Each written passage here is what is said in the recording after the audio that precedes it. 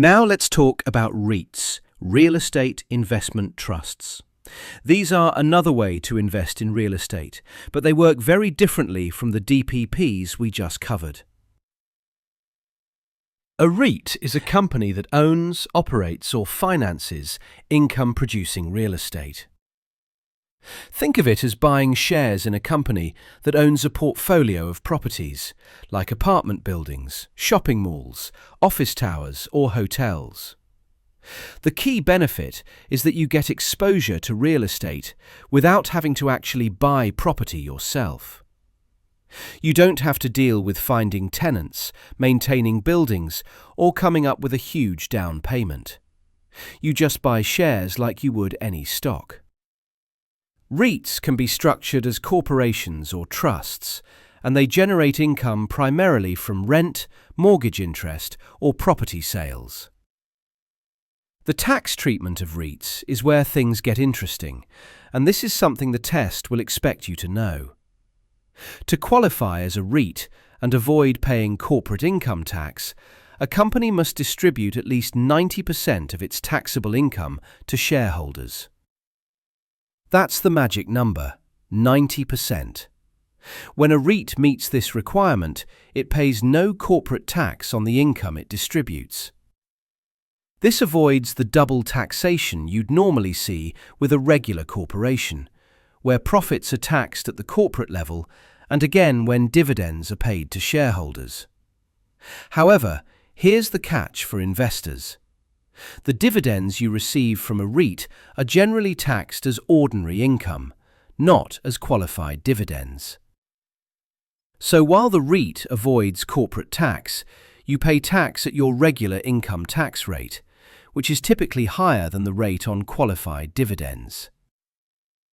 There are three main types of REITs you should know. First, equity REITs. These own and operate actual properties. They collect rent from tenants and may also profit from selling properties that have appreciated. Think of a company that owns a chain of shopping malls or apartment complexes. Second, mortgage REITs. These don't own physical properties. Instead, they invest in mortgages and mortgage-backed securities. Their income comes from the interest they earn on these debt investments. Third, hybrid REITs. As the name suggests, these combine both approaches. They own some properties and also hold mortgage investments. The key distinction to remember: equity REITs own property and earn rent. Mortgage REITs own debt and earn interest. REITs also come in different trading categories, and this affects their liquidity, which is important for suitability. Listed or public REITs trade on stock exchanges like the NYSE or NASDAQ. You can buy and sell them just like any stock, so they offer high liquidity.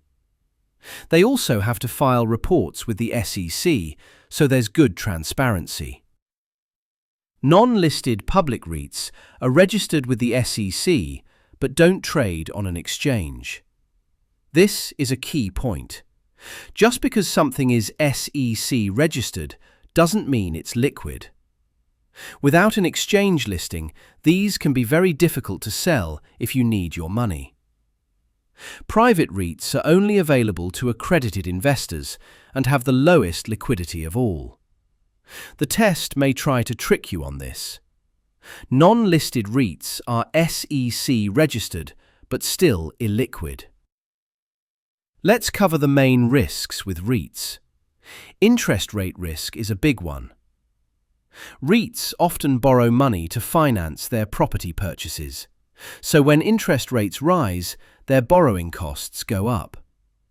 Additionally, higher rates can hurt property values and make REITs less attractive compared to bonds. Market risk applies to listed REITs. Their share prices fluctuate with the overall stock market, sometimes more than the underlying properties would justify. Liquidity risk is significant for non-listed and private REITs. As we discussed, you might not be able to sell when you want to. And finally, economic risk. If the economy weakens, vacancy rates go up, tenants may default on rent, and the REIT's income suffers. Since we just covered DPPs, let's compare them to REITs, because the test likes to ask about the differences. Liquidity is the biggest difference. Listed REITs trade on exchanges and are highly liquid. DPPs have no secondary market and are very illiquid.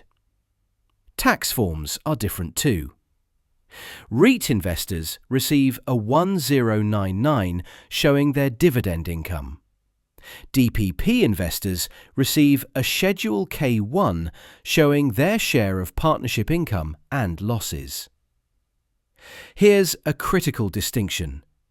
DPPs can pass through losses to investors, which can be used to offset other passive income. REITs do not pass through losses. You only receive income, not deductions. And remember the 90% distribution rule. REITs must distribute 90% of their income. DPPs have no such requirement. So, who should invest in REITs? Listed REITs are suitable for investors who want income and real estate exposure, but also need liquidity. They can sell whenever they want, and they'll receive regular dividend payments. Non-listed REITs might offer higher yields, but they're appropriate only for investors who can afford to tie up their money for an extended period. In general, REITs work well for income-focused investors who want real estate in their portfolio without the hassle of being a landlord. They're not ideal for investors focused primarily on capital appreciation, since REITs are required to distribute most of their income rather than reinvesting it for growth. Let's wrap up with the key points on REITs.